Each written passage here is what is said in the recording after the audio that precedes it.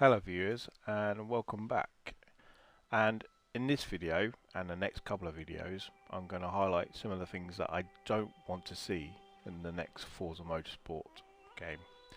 And this one in particular is I'd like to see Forza get rid of the high horsepower 1000 horsepower cars in Forza Motorsport class system. Now you get a 1969 Chevrolet Camaro and you go and stick a V8 in the car and you end up with something that is completely unrealistic, totally OP in the class system, and take a bit of aero off the car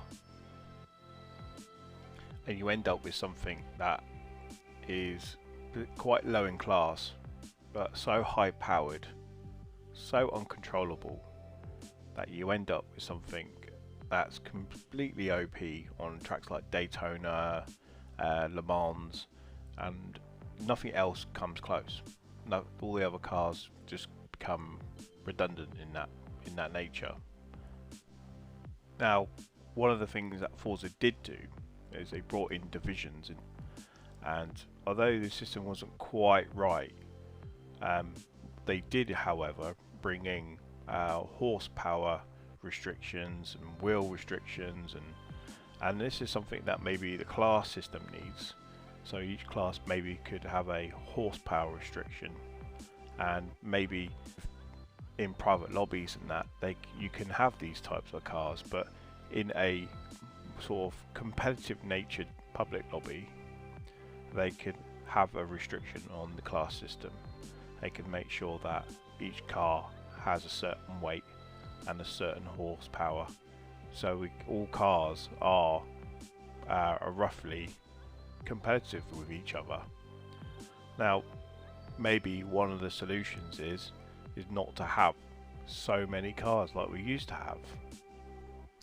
And when it comes to race cars, I think the build should be locked. I think Turn 10 should build the cars to balance them and then lock the builds, and the race cars will only be able to be tuned.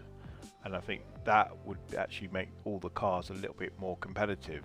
Now, you're still going to get cars that are more competitive than others on certain tracks, but if we can at least get them to a certain level, then it will come down to driver skill, and eventually the cars will be balanced over time.